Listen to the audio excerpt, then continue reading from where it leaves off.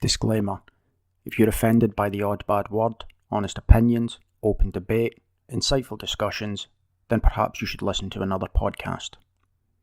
Maybe about gardening or something, whatever.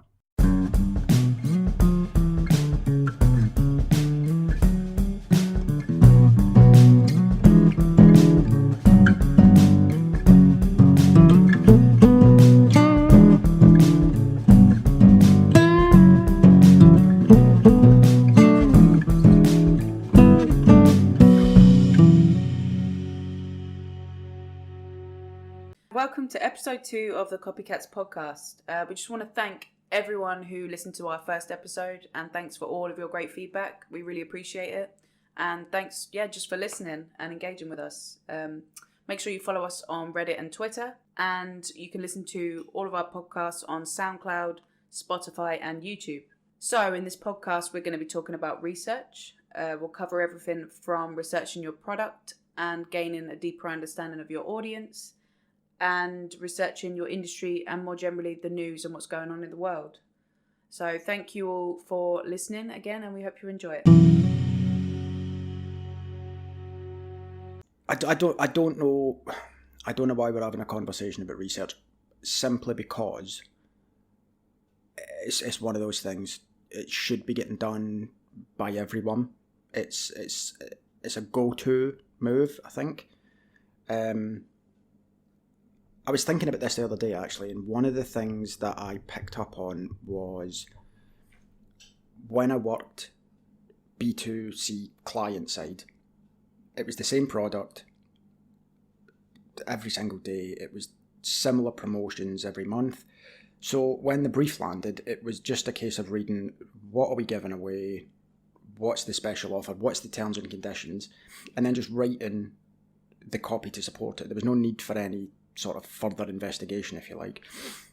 But when I then went to B2C, but also the agency side of it, and I think that was a massive tipping point, because with the agency side, we're writing copy for 30, 40 clients at the same time.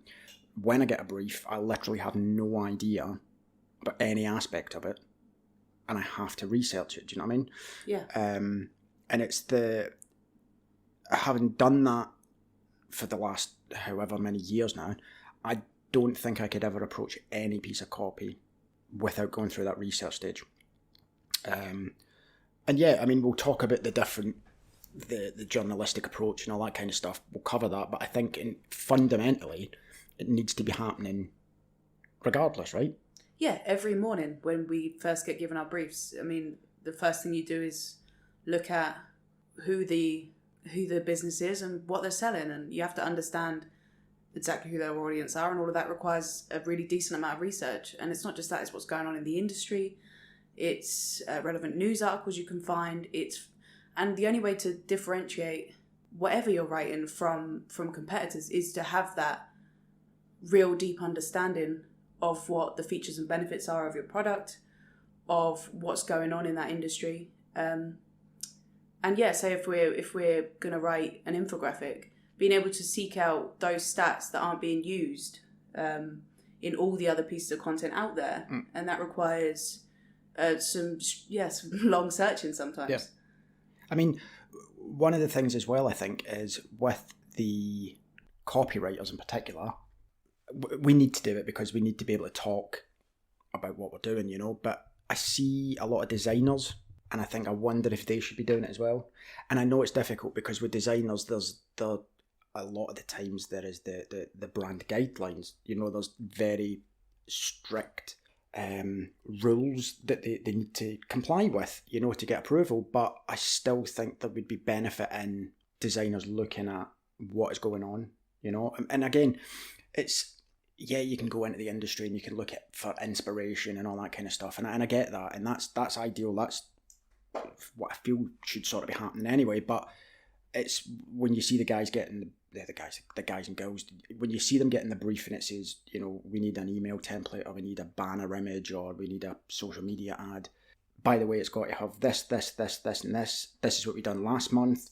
It's identical to what we did the previous month. You know, I still wonder if there is a benefit to a designer going, give me a minute, let me have a look at what's actually going on in the industry. You know, what have we done before? How can we do it differently? You know, and opening up that conversation.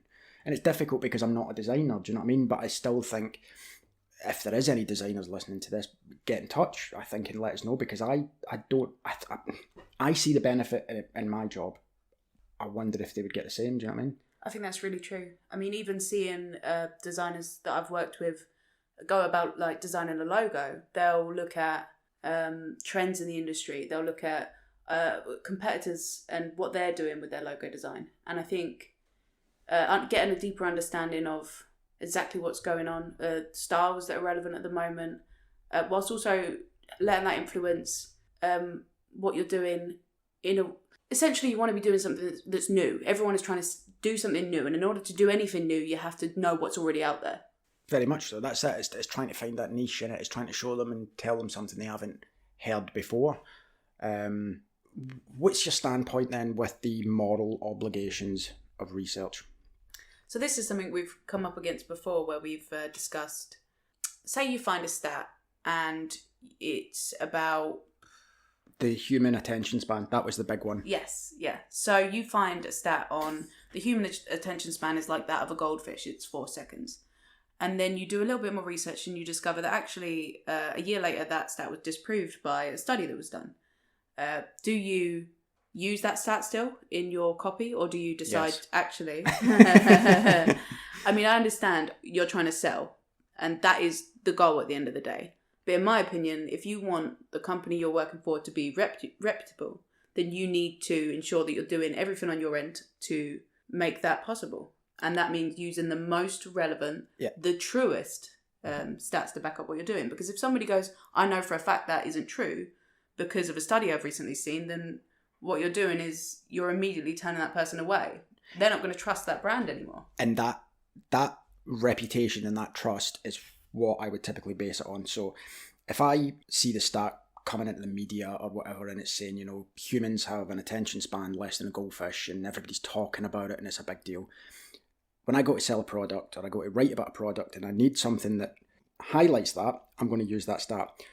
Then somebody like you comes along and goes, oh, by the way, Ken, I've just seen a study that's been done that's disproved that. I'm going to go, okay, who's the second study by, and what's the chances of other people finding it? And I don't mean that in the sense that it's wrong. I'm not saying that.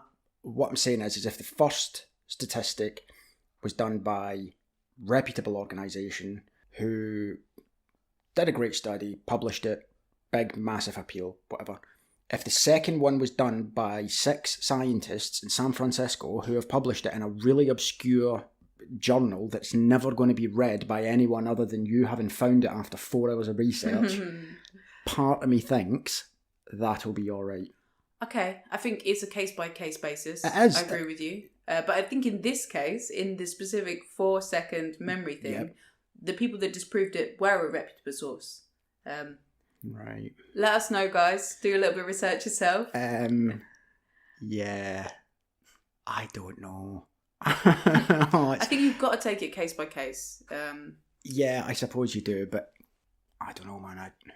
I get where you're coming from. I really do. I understand. You know, I want to do a good job. I want to do a moral job. I don't want to sell products off the back of disproved statistics. Do you know what I mean? But in that instance, it did make the email really good. Do you know what I mean? It did really drive that point home. And I can't even remember what the product was, but that really was a selling point, you know. Well, while we're on this line of conversation, one thing that really frustrates me is when I find the stat I've been looking for all day and then it's from 2012. Yeah, so why the date? What's the issue with why would it use a stat from 2012? Why wouldn't I? Yeah. Because it makes you look like you're not relevant. If somebody sees the date 2012, it looks like you haven't done the latest research. Mm-hmm. You're relying on something that was done, 7 years ago? Yeah. Doesn't make the business look industry leading. It just makes them look like they don't know what they're doing, that they haven't looked at anything in years. So what would you do then, dates-wise? What would be your sort of rule, if you like? Say I find my stat that is from 2012. I look it up to see if it's been included elsewhere, if there's any more relevant studies that have come out in the past few years, and I find the most recent one, and then I include that. So if you were to find a statistic from 2017, would you use it? That would probably be my cut-off point right now, 2017, 2018. Okay. Anything before that is just a no-go. Yeah. I mean, the trick, and it is a trick if I'm honest, I'll always try and keep my statistics within the last 12 months, give or take, let's say the previous year. So we're in 2019, I would use a 2018 stat. Yeah, that's ideal, yeah. But if the last research on that particular topic was done by, say, the government in 2016, I would have to use it because it was the latest report. Yeah. What I would do is I would not hide it in the copy, but I would reference the fact that in the government's latest report. Yes. Do you know what I mean? Just to kind of soften that fact. Because like you said, if they see 2016 on a 2019 piece of content or in an email, it's garbage. Yeah. It's not going to work. So yeah, I mean, it's like you said, it's one of those things that really takes the shine off the apple super, super quickly when you see an email or a piece of content, even a web page. Web pages are a great one for it because they use these statistics when the website's built, but they never go back and revisit them. And that's something I see quite a bit, you know, on company websites. They'll have a few supporting industry statistics, and then they're dated like 2011, and you just think, that's not what are you doing now. Yeah. Do you know what I mean? I've immediately lost respect for you because whoever's doing your website is rubbish. They haven't touched it in 8 years. Yeah. Do you know what I mean? Yeah. So yeah, that's one of those things that needs to be sort of talked about. The journalistic approach is something it's a phrase I've started using recently. I don't even know if I used it in the previous podcast actually, but that's one of those things that I enjoy. I sort of, it's a part of my job that I do enjoy, but it's something that I'm trying to instill in future writers and people coming into the industry. You know, you've got to go out and find that story, i.e. that unique selling point or that industry opportunity. And it's not something that they seem to be taught. You know, it's not something that they seem to know. Mm-hmm. When people come to write copy, they talk about, I've got really good spelling and grammar. All right, good luck to you. Do you know what I mean? They seem to be missing this dogged determination to find the best story. Yeah. And not just that this is our product and it solves this problem. It's, well, what other benefits does your product have? What other issues are your audience suffering with? You know, how can we reframe it? How can we approach the story from a different angle? Mm-hmm. You know, and I put that in research. I still put that because at that point I'm not writing copy. I'm just trying to find the right angle. Yeah, it's the so what, and it's the yeah. There's 10 products that do this. What is different about our one? Yeah. Yeah. And again, I think that comes down to taking the time to look. And I think that's ultimately what we're talking about with research. You know, research is one of those words, but to me, it just means looking. Do you know what I mean? Just literally take a moment, shut down Microsoft Word or whatever you're using, just put all that to one side and just take a moment to look at what's in front of you and what's going on. Do you know what I mean? Exactly. And I think that's a good segue into the topics that we want to cover within research. You know, again, I think I might have mentioned in episode 1 about the 5 Ps, people, products, planning, producing and proofing. But the first 2, people and product, definitely fall into this research category, along with another couple, which we'll talk about. But let's start with product then, because that's a great one, and this is definitely something you do on a daily basis. Somebody comes to you, whether it be, this is something I don't want to discount. We work in an agency, so somebody's going to come to you and say, this is a client, this is a product, we need this, this and this. If you're working client side and you're dealing with the same product every single day, that doesn't mean that you shouldn't shy away, you should shy away from this. Do you know what I mean? It's still something that I think is really, really important. Understanding what does our product do and how can we frame it? How can we tell a story differently? And at the same time, if you're working client side and you're working with that same product every day, you need to always be on top of what other people are doing and what they're offering and making sure yours stands out. Yeah, and it might not even be that the offer or the product or service changes. It's how you talk about that product or service that needs to change regularly. And it's just doing that research. And when it comes to the product, I say product, service, whatever it is that you're actually trying to market, it comes back to this fab features, advantages and benefits. Mm-hmm. You know, again, something a lot of people don't know about. Something that I didn't know about for a long time, and then went to a copywriting workshop where this was mentioned, and it just blew my mind. And I thought, how have I been writing copy for so long and not used this every single occasion? Yeah. Do you know what I mean? Yeah. To put it into perspective for anybody who doesn't know, every product or service is going to have features, advantages and benefits. What you'll probably hear is about the features. They won't sell a product. The advantages might get you some interest, but it's the benefits that people buy. So to put that into something that people will understand, if you walk into a car garage to go and buy a new car and the salesman says it's got bi-xenon headlights, that's a feature. I'm not fussed, mate. I've got headlights on my car. They work great. Yeah. He goes, well, wait a minute. The advantage of those is they shine 10 feet further at night. Again, all right, mate, that sounds pretty cool, but the headlights I've got are all right. He goes, well, wait a minute. That extra 10 feet might be what it takes to save your family from an accident driving home one night. Dark, yeah. It did get real dark. I mean, it's a horrendous example, if I'm honest, but the point is that that's a benefit that makes people listen. Yeah. Do you know what I mean? Yeah. That's, if you go to somebody and instead of putting in a headline, you need bi-xenon headlights, you go in with a headline, keep your family safer at night, you're going to read it. Yeah. Do you know what I mean? And that's the process of determining features, advantages and benefits. And again, that's something that just doesn't get done enough, you know, and I still see it in a lot of copy, and it's still really feature loaded, and you just think, what are you doing? You know, I'm not buying any of that. Yeah. It's the same as when you see any business even on their About Us page, they'll be talking all about themselves. You're still talking to a customer. They don't care about you. They want to know what you can do for them. That's what interests them. And as soon as you lose sight of that, you've lost them. Yeah, and that's it. It's a funny one. I've sat with a few clients over the years. I mean, it was a long time ago now, because it's something that I actively take into meetings, is this mindset where we talk it through, you know. But I've seen clients where you go, okay, what is it you do?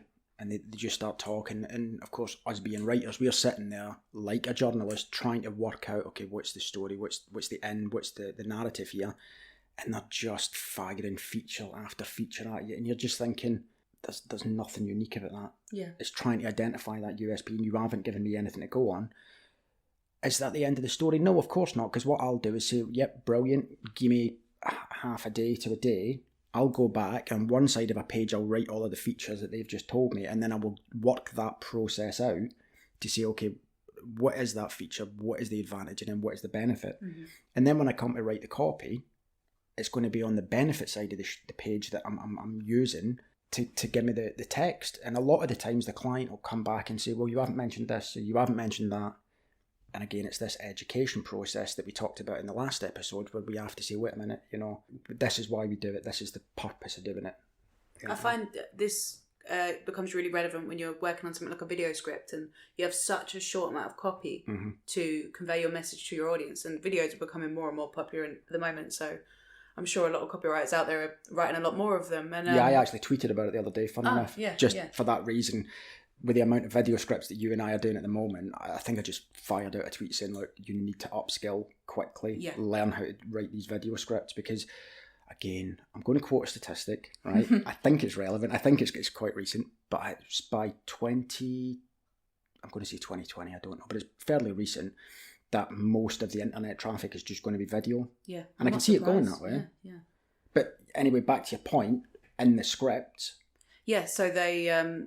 So often a client will want you to lead with features, and having that conversation with them of like, nobody cares. Like you need to tell them in this short video exactly what they're going to get out of your product or your service. Yeah. It's that end of the story point, that benefit, you know, it's cutting to the chase. Yeah. Basically, it's cutting to the chase. And like you said, it's, if you've only got, I mean, what was the video done the other day lengthwise? I think it was a minute video, and I had 100 words, and that's massive. Trying to get that amount of words in, and it was only because we had voiceovers and stuff, so I knew the type of voice that we were going to be writing for, so I knew he was going to be fairly rapid fire. So I got an opportunity to put in more words. than I normally would, but even then I had 100 words. You need to be getting to the point pretty sharpish. Yeah. And not even necessarily to the point of, by now, or it's the point of why. It's exactly like you said, it's that so what point. And I think, especially with video scripts, but across all copy really, sometimes less is more. Like if you can say what you're saying concisely and without loading it with loads of features, because you can get so quickly lost when you see that it just becomes jargon. It's like there's nothing compelling when you read it, but if you can strip it back to that core statement of like it's going to make your family safe at night. Yeah. And one of the things I've tried to do, I was going to say recently, that's not true. For a while now, what I've been trying to do is take email, for example. You know as well as I do, email is just an intrusion on people's lives. The chances of them reading it, virtually zero. If you're lucky enough that the subject line works, and you're lucky enough that the headline works that gets them into the body copy, what I've been trying to do is open with the benefit. Yeah. And then further down the email, if the client wants to reference the features or whatever, fill your boots. Again, you're writing the checks, this is your copy, but I always try to flip that, because back in the day there was this tendency to say, these are the features and this means you get this benefit. The chances of getting somebody to that point they were lost. It was just the wrong order, basically, and that's something I've been trying to do a lot more, is to get the benefit up in the story quicker. You know what I like to do? I'm a lead with a pain point sort of person, and I think that's really effective in that it says, we understand your problem. Mm-hmm. And it catches people, and the human brain is more receptive to negative emotion than positive. So I personally prefer leading with that. I understand what you're going through. Let me help. Yeah. I mean, that's why I sell car headlights based on the safety of young children. That's a quick in. Do you know what I mean? But that's exactly it. It's that. And I think that perfectly leads us on to exactly the next point in the research process is, okay, we've identified the product, we've looked at the product service, and we've gone, okay, these are the features, these are the advantages, these are the benefits. We now need to sell it to somebody. What can we do to make sure that they care? And it's exactly what you've just talked about. It's that, what is the pain points thing? Mm-hmm. And this is again something that is being done, obviously, to some extent, but it could be so much more. The research into the audience, the research into the reader, the video viewer, even the target audience or the industry, finding out about them. And this is something I know that you are definitely passionate about because of the psychology side of it, but you never get enough on a brief. I think that's safe to say. Yep. When the briefs do come through, with the best will in the world and with all of the information provided, you're still not going to have enough to know at a deeper level what's going on. The other thing is sort of just demographic information. Again, that was really big for a while, and I still think there's a lot of that going on. Target audience is male, mid-50s, based within 25 mile of London. You've literally just told me where he lives and his age. You haven't given me anything to go on here. Do you know what I mean? think one of the things that's worth discussing is the fact that when I first come to the company we now work at, that was the question I was kind of asking of what about their personalities? Yep. What about how they feel, what they think about, what their key concerns are just in their day-to-day life? Because we're selling to people, we're always selling to people, and people think emotionally. They don't think rationally as much as we'd like to think we do. I'm going to let you go for this because I know you love this topic, but that's something that you definitely brought, because before you arrived, we were still pushing way beyond sort of industry benchmarks. We were way ahead of that in the sense that we had gone from this is the guy, this is his age, this is his income, to looking at, what is his daily duties? What does his day look like? Yeah. What is he dealing with on a daily basis in that particular role? Again, this is B2B, so it's different for B2C, but there was an element of, okay, trying to get an understanding, try to get a picture in your mind of who you're talking to, what they're going through. Then you showed up and went, yeah, but what is he feeling? And that was the bit I couldn't answer. That was the bit that I went, I could probably say that he's managing 200 staff and the economy's gone to the dogs. I'm pretty sure he's stressed. that was the deepest I could go on it. Do you know what I mean? And that's why when you came in and started saying, well, wait a minute, there needs to be some sort of psychology. We need to look at them as individuals with individual mindsets, that I started thinking, yeah, we need to look at this, you know? Yeah. So then we went about a process of kind of coming up with our own way of determining people's personalities. And after a lot of research into kind of, there's all different models of personality research out there. You've got like the Big Five, which looks at conscientiousness, Is it Myers-Briggs? agreeableness. Yeah, you've got Myers-Briggs, like 17 different personalities. Then you've got disc profiling as another area. Yeah. And so we looked at all these different ways of understanding personality, and we kind of incorporated them into our own method. And we were able to start looking at, okay, you can actually group people in certain job roles into distinct personality types. And you can use that information to understand how they're going to problem solve, if they're more likely to be an influencer or they're more likely to be a decision maker. The words that they're most receptive to, that's incredible that you can find that information out. Yeah.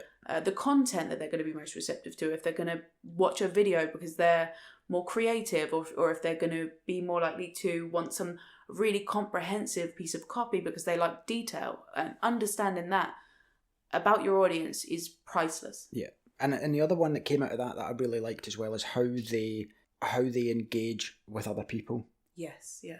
Like I never ever considered the fact that there was a personality type who loved getting into the detail and who loved getting all the information and who was fully capable of making the decisions, but would pause and look for external validation from someone else about that decision before they made it. Yeah. I mean, that's massive. That changes the buy-in cycle straight up. Just straight up, that changes the way that you would have to approach that person. And it's one of those things that we've started doing where we talk about, okay, can we put social sharing buttons and that kind of stuff to make it easier for them to show someone else what they're thinking.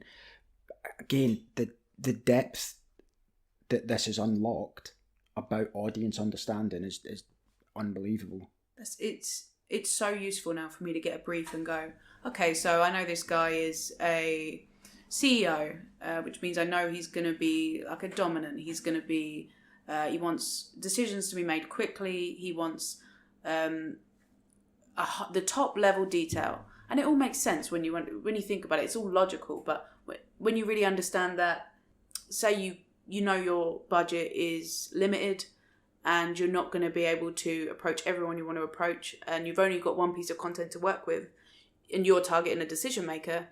If I know I'm targeting a CEO who's going to be a dominant type, I'm going to let that influence the way that I write the copy, because he's going to have the most impact. He's got the most influence in that final decision. So I'm going to make it short and to the point.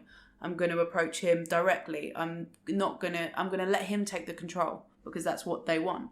And understanding all of that, and no flowery language, cut all the bullshit out, just get straight to the point. And I'm much more likely to connect with him. Yeah, I mean, it's about how we talk to people. And the one thing I'm thinking here as we're having this conversation is, okay, what about B2C? Yeah. Because I've been in this situation, I've seen it, I've experienced it, and I'm trying to make sure that we offer some element of help, solution, just conversation starter for the people in those roles as well. So if we take, I don't know, who did we use in the last episode? I think we talked about Apple and maybe Janet. Coke. Yeah. Oh, right. So, and Janet. And Janet. And Janet. So I remember this ad that I saw when I was reading, I think it was Breakthrough Advertising. Mm-hmm. And it was talking about Billy and the character was Billy in this story, and they were trying to sell piano lessons. And the way they sold them was they created this whole narrative around Billy sitting down to play the piano and everyone in the room being impressed by his amazing skills. Say, the guy that we were just talking about, the person who's most responsive to other people's opinions of them, they'd probably be a high I in the disc profiling, that means they're... you mean creative people? Creative people, yeah.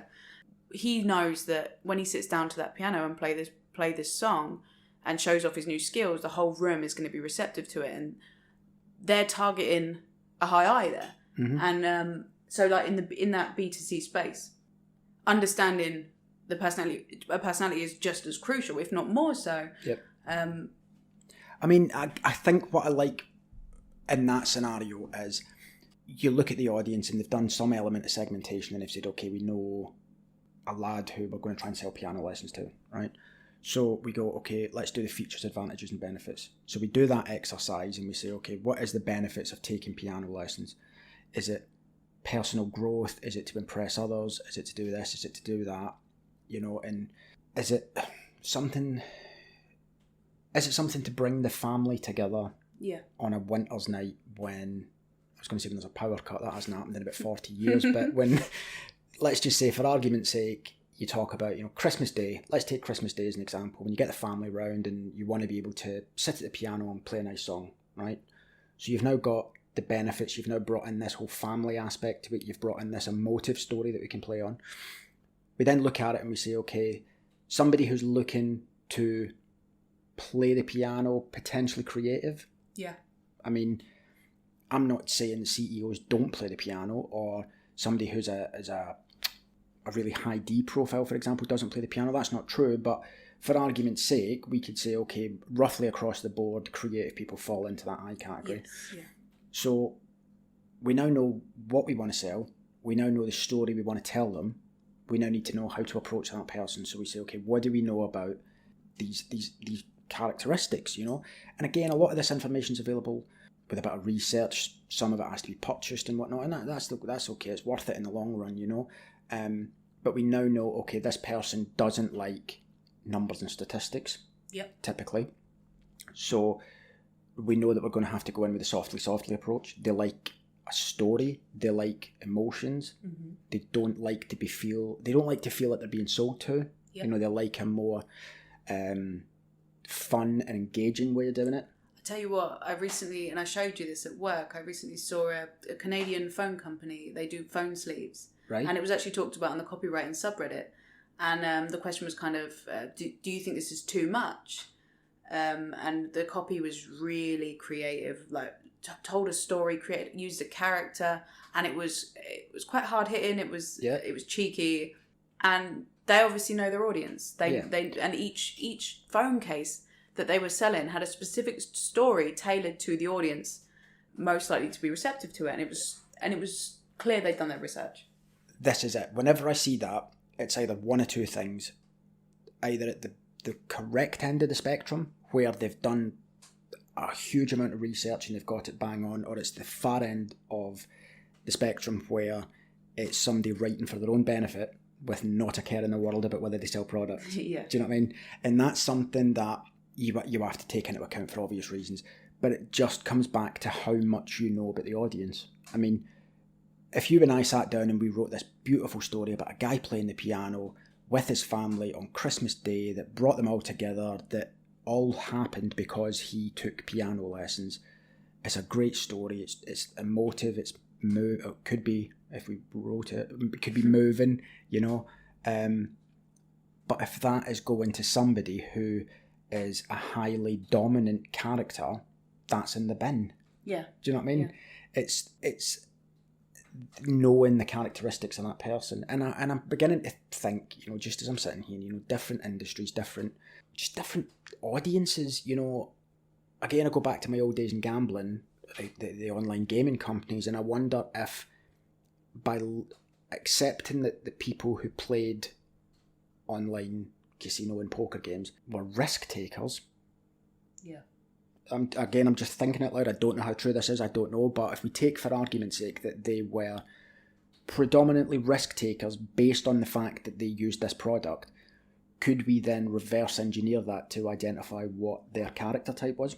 I mean, I know a dominant is more likely to take risks than any of the other profiles. Okay. For a start. So if we did that as an exercise, then we come back to the fact that we say, okay, we now know that the majority of the people we are talking to fall into this dominant category. That then unlocks what we need to know about how they think, how they act, how they like to be spoken to. What content they're going to be most receptive to, what form it should take. Yeah. And I mean, that's just literally off the top of our head, thrown into a B2C scenario. I think we're further ahead than we were 10 minutes ago when we started talking about it. Yeah. Do you know what I mean? And it's one of those things where if you're willing to put the work in and do these exercises and get this information, the value that it unlocks is just unbelievable. You know, when you look at what Coke did when they sold Diet Coke, was predominantly being bought by women, and they understood that, and so they made Coke Zero for men, and that was it. It was just a low sugar drink for men, but they found a way to reframe it, understanding that their audience that they were missing out a whole half of the population. Yeah, just made it red with a little black strip. It's weird, isn't it? Because I drink Coke Zero, and at no point have I stopped to think, do I just buy it because the can was black and red for a while? Do you know what I mean? I've never had that thought, but I do drink it. And I drink Diet Coke. See, this is the bit where we start to get into that really fun aspect of marketing. Yeah. This bit that a lot of people either don't hang around long enough to see or don't appreciate, but this is the bit that for me personally I love, you know. And my wife slags me rotten because I'm a sucker for marketing. Despite working in the industry, despite knowing the tricks of the trade, I will still get caught up in it. You should see the amount of trainers this man owns. Yeah, this is it. You know what I mean? I cannot help myself. If somebody hits me with a message that is relevant to me at that point, I'm suckered. I'm suckered in, you know? And I think it's usually the companies who have done their homework and who understand the audience that I happen to be in at that time. The marketing that stops me isn't necessarily the good stuff. Yeah. The good stuff convinces me to buy it without even thinking about it. It's the rubbish stuff that I go, that's off the mark. Yeah, same. Yeah. I'll come into work having rode in on my bike and gone past a few billboards, and I'll say, I saw this ad, man, and I don't even know what it meant. It was. But the things that did engage you and did convince you to buy a product or service, you wouldn't tell me about it. You would just come in and go, I quite fancy buying myself this, or maybe I should treat myself, or exactly. and you just do it. Under the radar, yeah. That's the beautiful stuff, you know, that's marketing. Yeah, it's incredible. And also the fact that a lot of that lands in our hands. Yeah. You know what I mean? It's a lot of businesses can identify these opportunities, but if they can't tell people, it's as good as useless. Exactly. It typically falls to people like you and I to convert that story into something that gets that message across. And I mean, we're not going to go into this argument again, but that's the value of a good copywriter. Yeah, yeah. And that's what we've talked about so far for half hour or however long it's been. It's what we do on a daily basis. It's the level of thought that goes into every single job we do. Mm-hmm. And I think that's the difference between, I'm not going to categorise ourselves as good copywriters versus bad copywriters, but I definitely think there is a maturity level when it comes to this level of research that you get with people who, like us, put that time in. Yeah. You know, who don't just get the brief and go, all right, what's the deadline? How many words do you need? Have you got any audience knowledge? That's all right. It's fine. I've written for you before. That's a cracker. Yeah. You know, it's all right. I wrote copy for this promotion last month. It'll be fine. Will it? That's the stuff that separates the wheat for the chaff. You know, it's this level of understanding and dedication, because it does take dedication. You know, when you and I get a brief and we've got one day to write, I don't know, say 1,000 words, whether it be a bunch of emails or a blog or whatever it may be, we will still dedicate at least half of our day to doing this. Yeah, research. Yeah, it's so fundamental and so basic that it doesn't seem like it warrants talking about it. But it clearly needs to be spoken about. Yeah, this is it. And there is a frustration level that we are having this conversation. Yeah. Because again, if I'm speaking to a copywriter who doesn't research to this degree on every job, I don't know what he's doing. Yeah. You know, and I'm not going to be the person to say to a man or woman, is this the right job for you? Do you know what I mean? But if you're not doing this level of research on every job, then you're missing a trick. Yeah, definitely, yeah. And again, it's everything we talk about, is it comes back to this fact that we're doing all of this to get a result. You know, if you're not doing this, all right, whatever. Maybe you can fly under the radar, hope nobody notices, and you can just keep cashing the paychecks. Do you know what I mean? But sooner or later, the company is going to start struggling, because the marketing is the new business engine. They're the ones that keep the sales and the new clients or the new customers coming through the doors. And if you're not putting in this level of work, that's sooner or later going to start costing. And when we go back to that conversation about originality and creativity as well, you can't do something new without understanding what's already out there. And that you're just not going to do something that's effective, because there is obviously an overwhelming amount of marketing when you step out your house into the world, right? The things that are really memorable are the things that are creative and original. Yeah. And in order to do that, you got to understand who you're talking to, what's been done, and what you can do that's different. With that in mind, then, if we know the features, advantages, and benefits of the product, we then know the audience that we're talking to. Is there a benefit, or is there a good, strong outcome in researching the industry that you're talking to? Again, I'm trying to work out if this would work for B2C, potentially. But for B2B in particular, if somebody comes to you and says, I'm selling kitchen taps to hotels, would you typically then say, okay, I need to go and look at the tap industry? It's not... Tap magazine. Yeah, I mean, I'm not sure what that's... I don't know who that's going to fall under. Is that facilities, I don't know. But for argument's sake, let's say it's taps for hotels. So I would want to look at, okay, who else is selling taps for hotels? How are they selling them? And who are they selling them to? And how can I sell them differently? What about my tap is different from all the other taps out there? Yeah. And in order to know that, I need to know what other taps are out there and how they're being sold. Yeah. And again, it comes back to this conversation we just had about the audience as well.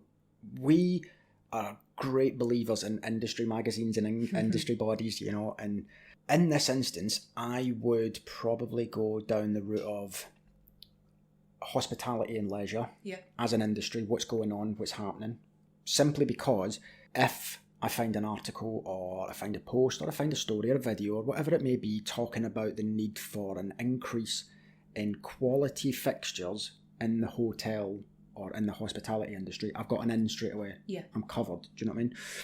The other one could be in interior design. What's going on in the interior design industry?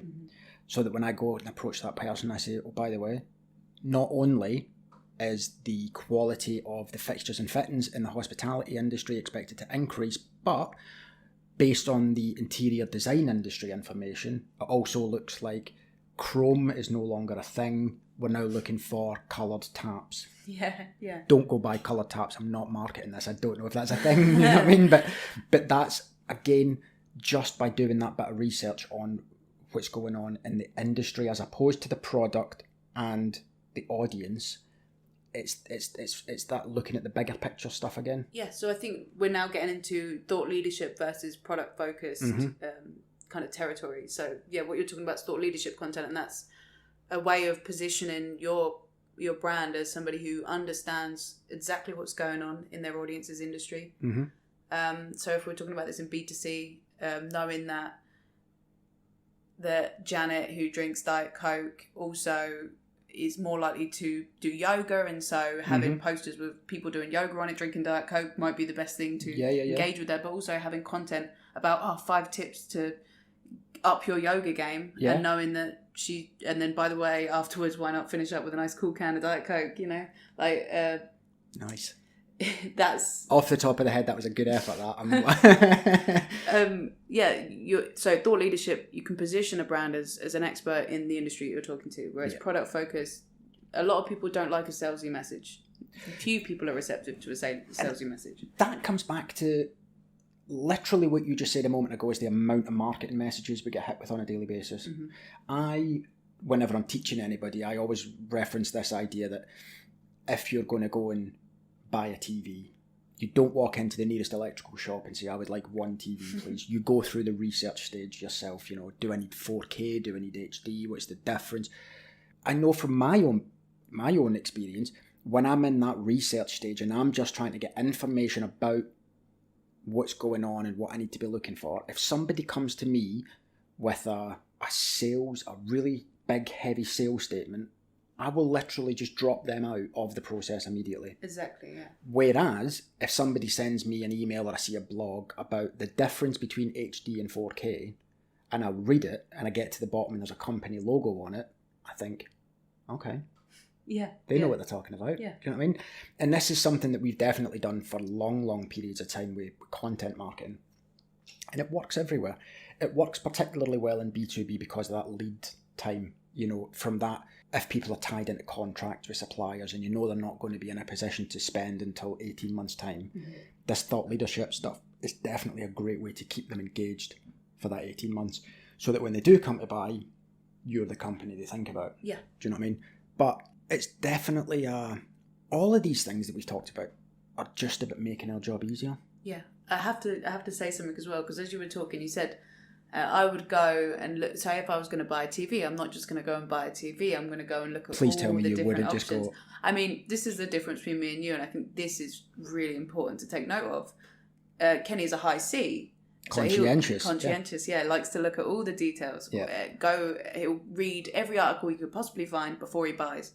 I'll go, I need a new TV. I'll go, maybe I'll Google best TVs and I'll click the first one and I'll buy it. Okay. And I'm a D, I'm a high D. That's what I've found. So that is a perfect illustration of what we've been talking about, isn't it? Yeah. So you see that difference, and then you understand the amount of copy you need to write for me versus Kenny, the amount of detail you need to provide for me versus Kenny. We're both copywriters. We're both in the same job role.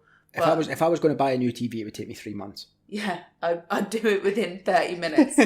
Less than that. Yeah, I mean, I'm sitting here now, and I kid you not, the light on my telly is flickering at the moment. And I know I'm going to have to buy a new one soon, and I've already started the research process. Well, there you go, yeah. Because I need to soak up every bit of information I can.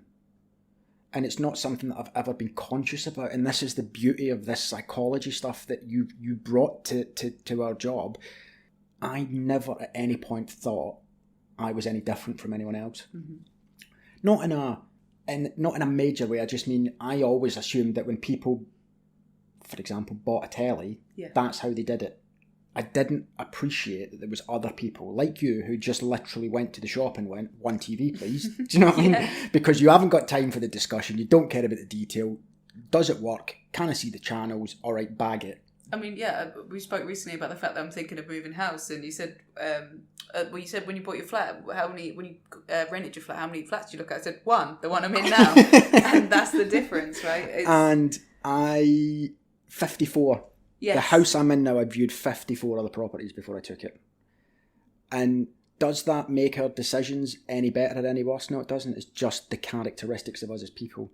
And like you've just mentioned, how you can market to someone without taking that into account is unbelievable, isn't it? Mm-hmm. It really is staggering because, again, I just always thought that's how people did things. Was the way I did things. I think people do. It's the natural thing is to assume your internal world is the same as everyone else's. You don't think about all of the complexity that's going on in other people's minds because it's a nightmare when you do start thinking about it. And again, it's how people have sold to me in the past where I've never been conscious of how much am I reading, how much content am I absorbing from this company before I've made that purchase with them. Mm-hmm. I can tell you now, if for me to have bought a product, let's say a TV, I don't know who my current TV maker is, let's take one for argument's sake, LG, I don't even know if they're still a company, but let's take LG.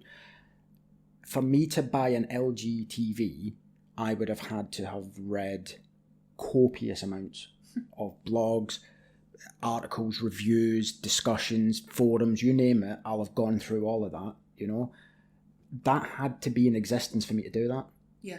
Do you know what I mean? If the company said, look, we'll just do a couple of emails and we'll leave it at that, I would never have known. Yeah, and you're going to be pulled in by somebody else who's got all of that material out there. Someone else, Panasonic, for example, if they're firing out, deep data sheets and tech specs, I'd have gone down that route and not even been aware that was the choice that I'd made. Yeah. Yeah, and so it's so important to recognise that you need to accommodate for this broad range of people when you're writing anything, really. Yeah. And we've, in this discussion, we've taken DISC just because it's we've done the survey, so we've identified which characteristic we are within that group. But if you take, is it Myers-Briggs, is it 16 different? Yeah. 17 different personality types. Mm-hmm. I mean, that's unbelievable. I mean, and you look at the big five as well as, I think it's one of my favourites personally. So you got conscientiousness, which is like Kenny, high C, somebody who's really focused on all attention to detail, hard worker, really grinds, right? Then you've got extroversion versus introversion. So you've got somebody who loves parties, somebody who hates parties. That's basically it in a nutshell. You've got agreeableness. So if you go into a room and you start talking to somebody, all you want to do is agree with them and make everything as smooth as possible. Hates confrontation. You can be very disagreeable, high Ds. So disc profiles and Big Five personality traits and Myers-Briggs, they all correlate together. You can look at them and find connections. A high D will be disagreeable. They'll be happy to have an argument. What's disputatious? Somebody who enjoys a dispute. Oh, really? Yeah. That's a new I didn't know that. But yeah, the Big Five, there's so many methods for understanding personality, and if you want to start using it in your copy, you've got to go out there and work out what's best for you. Mm-hmm. And could we identify characteristics of a person based on their behaviour, the buy-in behaviour? Yes, we can, yeah. So you could ultimately, like we said, speak to the data scientist or the data manager at your company, run reports, and potentially reverse engineer the character type of that. I mean, just look at the conversation we've just had about buying behaviour. Yeah. If you looked at us, you could so reverse engineer that information. Yeah. Yeah. So if we both signed up to the same company to buy a product, and we looked in order for me to make that purchase, I had 40 plus touch points with that company, and you had one, which was the moment of purchase.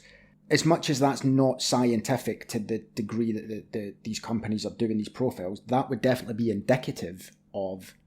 It's going to tell you enough to influence the way that you then approach that person in the future, definitely, yeah. So, if we then take that as a database, we could then group these people not necessarily by age or by gender or by location. We could literally group them by character type. Mm-hmm.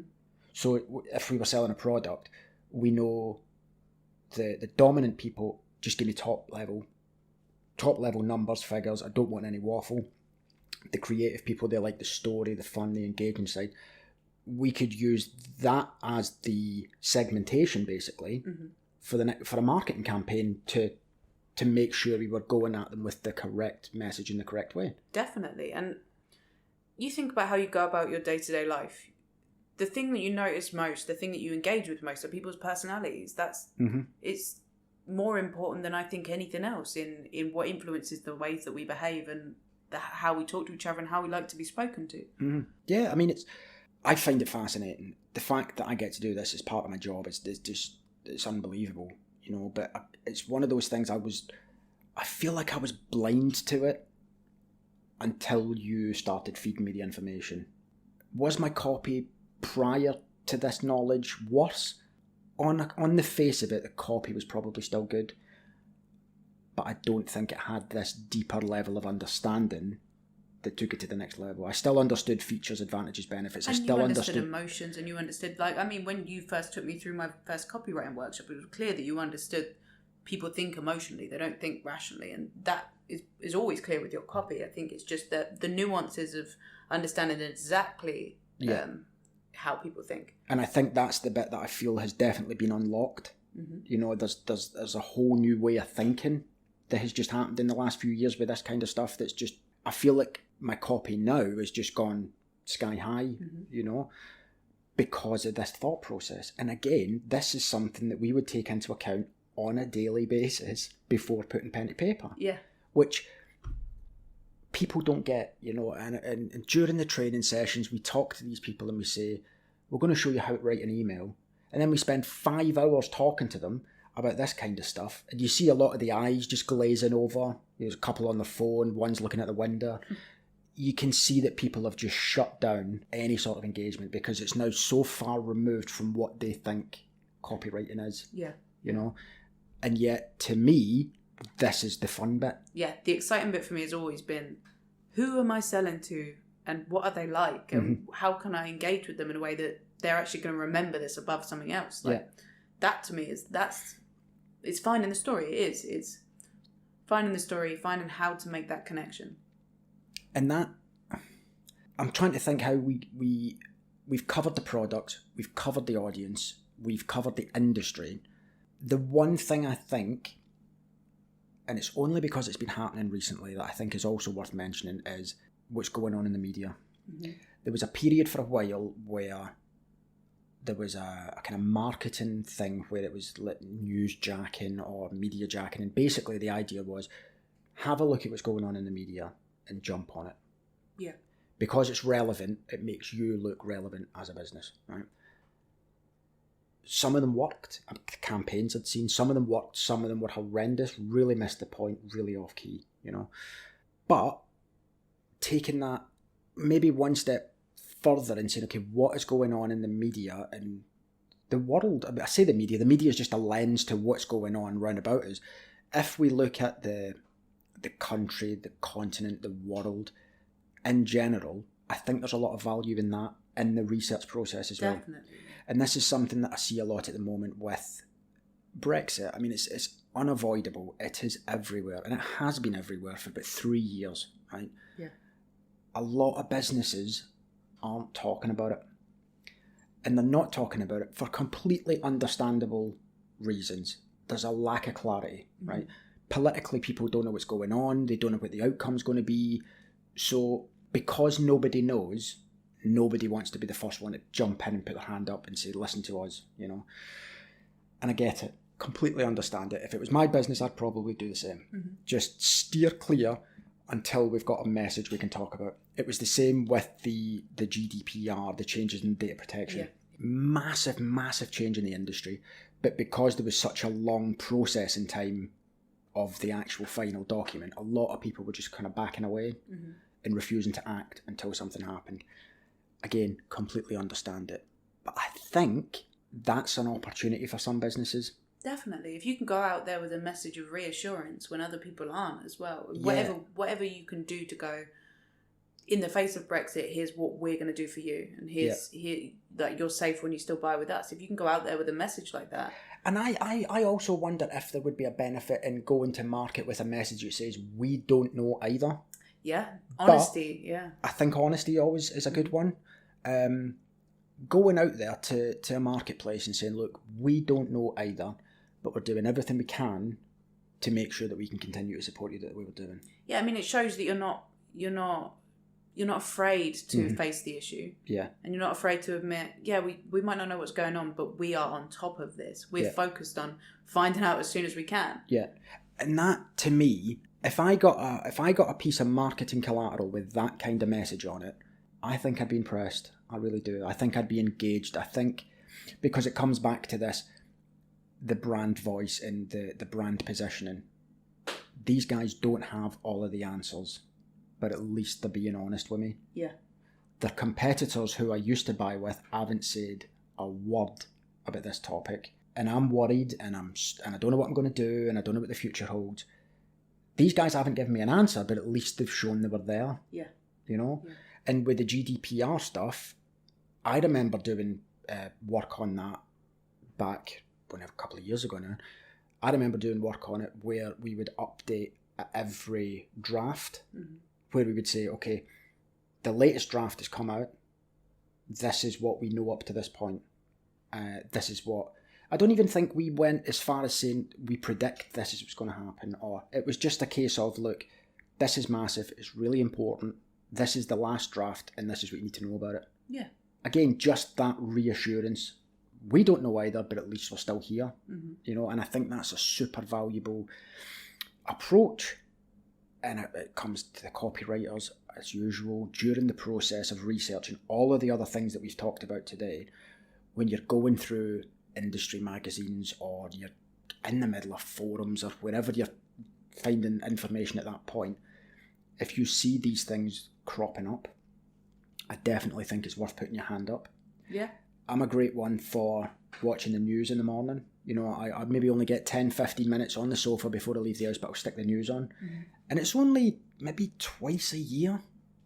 But on those occasions, I'll see a story and I'll run into the office and I'll grab an account manager or an account director and I'll say, listen, have you seen the news today? Because your client can benefit by getting on this story. Yeah, I mean, we've done it before in direct mails where we've used a Yeah, news of course story. we have. Of course we have.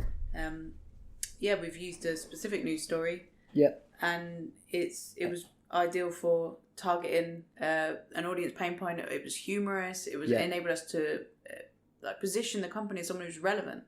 Yeah, and that relevance thing, in that particular instance, it worked beautifully because it was timely and it came from a company that could back it up. Yeah. The issue that I saw back in the day with this sort of jumping on news stories and stuff was they mistimed it. You know, they'd done it 3 months too late. Mm-hmm. They were just trying to keep up with a trend that they'd clearly missed. Yeah. Then they had nothing to back it up, and you just thought, oh, this is horrendous, you know.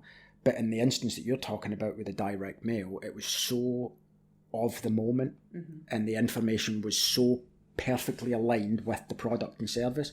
I think what's really important about it, as well as we took a stance, and it's so important to have an opinion in what you're doing. If you kind of really wishy-washy, then it makes you look weak in a way. I think like you've got to have an opinion, and that piece did. That brand voice, I think, is so important. Mm-hmm. And like I said, putting your hand up and saying, look, we don't have the answers, but at least we're still here. Mm-hmm. The honesty, you know, the empathy, creating a brand that feels human. Do you know what I mean? Yeah. Something that you can engage with, something that you believe in, something that you go, yeah, I really like that brand because, you know, it's difficult because in the big businesses, you've got the whole brand police, you've got the brand team, you've got the marketing team, you've got a whole load of people, and sometimes it might only come to you as a bullet point on a brief, you know, here's the company values or whatever. Yeah. It needs to be more than that. But if you can put them out to the world via good marketing communications, I think you really give buyers and customers something to grab onto. Definitely, yeah. You know what I mean? And Nike, for example, done it recently. I'm trying to think of a campaign they'd done, but it was massive. I think it was Colin Kaepernick or whatever. And they really went out there, you know, and it was just a massive stance, political stance. And of course, I buy sneakers, you know, that's one of the biggest companies in the world and one that I do buy a lot from them. Mm-hmm. But when I saw them doing that, I just thought, yeah, I'm associated with that brand, you know, and would it make me buy more from them? I think it would. Because the company, it doesn't just stand for something, it knows itself. Yeah. And again, that's another thing, is it's knowing who you are and being confident enough to say that in the marketplace. Yeah, it's ballsy. Like, people like that. I'm certainly more receptive to. I mean, when I spoke about that, the phone case company in Canada, I will remember them. Yeah. I think I will end up, if I get a phone case, I'm going to be going to that website because they weren't afraid to establish a kind of a tone of voice that was, ballsy, really, like risk taking. Yeah. And they seem like the sort of people that would take a stance. Mm-hmm. I feel like we've now sort of dived into potentially another whole podcast on tone of voice, but it all comes from research. Yes, yeah. It's all grounded in that audience understanding, product understanding. It's all grounded in that willing to look beyond the brief type of approach. And I cannot stress it enough, but the conversation we've had now for, say, the last hour on the topic of this research, we do this on a daily basis. Mm-hmm. I don't think you can write copy effectively without doing this level of research. Yeah. And the other thing as well that I think a lot of people don't understand is that if you've done all of this research, all you're doing is putting the right words in the right order. Writing isn't... I see people... I've got writer's block. First of all, not a thing. Yeah. Second of all, if I see somebody sitting looking at a blank Word document, you haven't done what we've talked about in this podcast. Mm-hmm. Because by the time you've gone through this process, you will have pages and pages and pages of text, notes, ideas, you name it. All you're literally doing then is cherry picking the most important words and putting them in the right order for whether it's an email, a blog, a piece of content, a social post. That's irrelevant. You've done so much research and you've got so many pertinent ideas that you can use. Writing's the easy bit. Yeah, it's just putting the words in the right order. That's it. You're right. Yeah, and I've heard people say, you know, the 90-10% research, 90%, write with 10% of your time. I've heard 70-30. however you want to split it is entirely up to you. But if you've done this level of research, I certainly wouldn't worry about how much time you've got to write something, because you've done it, you know, simply by going through this process of research. And I love it. I get a buzz for the journalist approach. This trying to find the story. We've done it. In this podcast, we've given a few examples. You know, the guy with the piano, all that kind of stuff. That to me is the appeal of this job. Being able to write it in a nice, effective, sort of engaging way is lovely, but it's finding that story and creating that narrative out of virtually nothing by going out and finding that story. Yeah. And I mean, when you have to, reframing something as well. Yeah, you've definitely got a skill for that. I've seen a few occasions where there's been a problem with, say, a video where we've needed to do an explainer video on a subject matter, and then you've turned it into, instead of this being a difficult process, why not make it so that we're doing it all for you? And it was such a great way of reframing a story so that it appealed to the customers. So it was taking all of the load off the customer and putting it on the company in a way that was really effective. And I only think that came, well, we were both sitting in that meeting. I don't remember having that as a cognitive thought. I just opened my mouth and shouted it into the room. And I think the only reason I had that thought was because I had done research before the meeting, where I'd looked at it and said, okay, what is the problem? You know, what is the features, advantages, benefits? What is going on in the industry? That was it, you know. And I've been in a few meetings now, and so have you. I'm not by any means putting this on me. You're the same. You can walk into a meeting and throw an idea into the room, which just cuts through a lot of the talk that's going on in the room, and just, there's your answer, let's do that. And I think that just comes from being able to process that information, to be able to take it in and go, what's going on? Where is the opportunity? How do we take advantage of that opportunity? Bosh, there you go, that's your idea. Yeah, and it's the same. It's like cutting straight to the benefits. It's the same process of looking at all the information you've got and going, right, what's important here? Yeah. So yeah, I mean, unless you've got anything else, that pretty much covers research. I think I'm happy with that. I think we've done all right there. Yeah. I mean, that was a pretty comprehensive coverage of research in design and marketing. Again, just to go back to the point that we referenced at the beginning about designers, when you see what's available to us as insights, I think a lot of designers could take advantage of this as well. I think that's true. One thing I always think about with design is if you want to go down the route of looking into the impact of colour on the human brain and how people are dependent on the person's personality, if they're going to be more receptive to really vibrant design or something that's more minimalistic, like you can look into all of that, and I know there's information out there on it. Yeah. And that's it. It's the information's there. Yeah. We don't survey people. We don't go into the street and ask questions. This is literally information that we can find through an online search. We could do it sitting at our desk with a cup of coffee and a packet of biscuits and just crack on, you know. And it has revolutionised a lot of the campaigns and copy we've worked on. Definitely. Just by having this amount of information at hand. So yeah, I mean, if you guys have got any other thoughts or ideas on research, if you've got other techniques, other ways of doing things, get in touch, let us know. But yeah, with regards to research, everything we've talked about today, that should be a daily thing. And I say daily just because we take on different briefs every single day. Let's say every job, before you put pen to paper, every job you need to be going through this process. And don't look at it as, oh God, I've got to go and do all this research. Look at it as making your job easier. Because if you're sitting down to write a 1,000 word blog, for example, I guarantee that by the time you've gone through this process, you're going to have nearly 4,000 words of research. The difficulty is going to be what to cut. Yeah. And I've been in that position before where there's been so much good stuff that you found that you've got to actually edit it back down to the word count they're looking for, you know. And that's the position you want to be in. Every of course time it is. Yeah, to be stripping from the top, the best. Yeah. And I always say this when I take a brief on and I say, you know, what information have you got to give me? And they go, oh, we've got this big report, it's 140 pages, you don't, and I'll go, oh, you know, send that across. Yeah. Because I'd rather have to read through 140 pages to find one good line than have nothing to go on and have to write one good line. Yeah.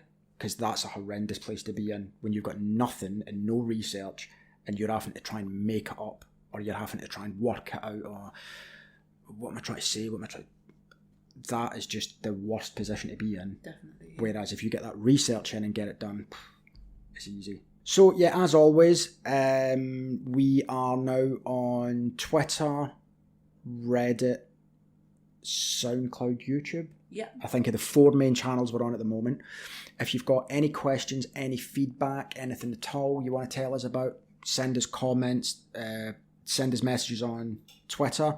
Also, if you've seen any good examples of copy or good examples of design you want us to look at, send them in. Equally, if you've seen some bad examples that you want us to talk about, we can sort of break that down as well. We can do that, not a problem.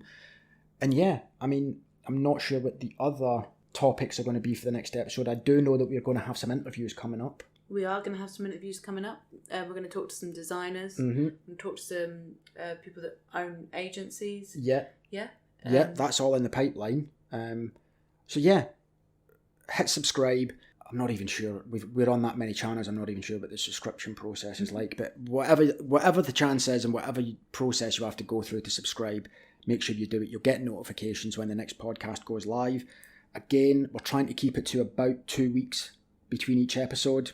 I think that's the plan. Yeah, to keep going. It works nicely. Cool. So yeah, if you've got anything you want us to talk about, let us know. Otherwise, have a good one and we'll speak to you soon. Speak soon.